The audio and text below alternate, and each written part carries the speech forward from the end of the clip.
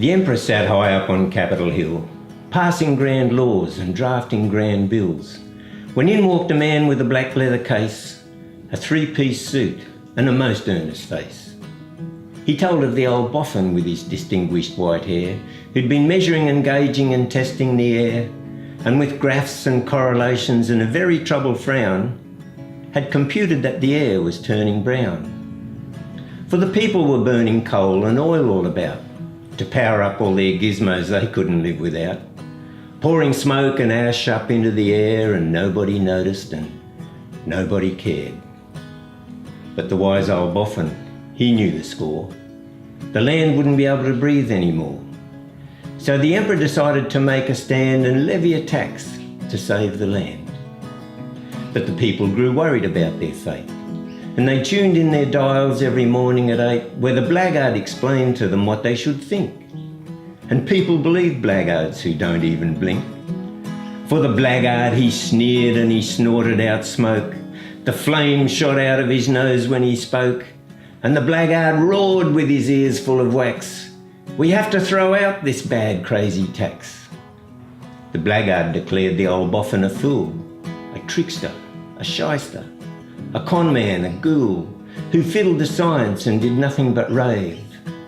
And the bones of Galileo rolled in their grave. And people hung on the Blaggard's every word, wanting him to be emperor, to rule their world.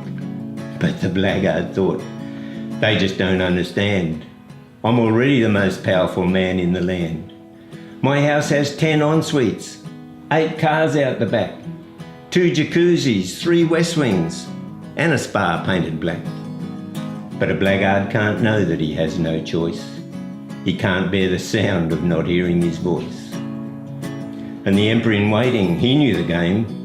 What the Blaggard said, he said the same. "The Emperor must go," he called to the crowd. Then the Emperor in waiting grew even more loud.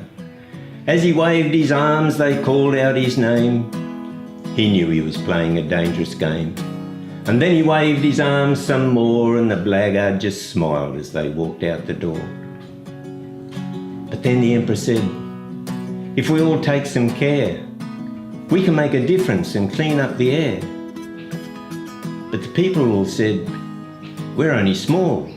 The little we do won't help at all." Now the local tax dodger, not to be outdone, his eyebrows went up when he heard that one.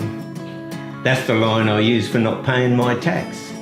You can pay me copyright if you want to use that." And the businessman, he blinked at his bottom line, said, "This tax has come at the very worst time. We should wait to see how all this unfurls. Choose a time when there's no other problems in the world." And the Emperor was sad that nobody cared.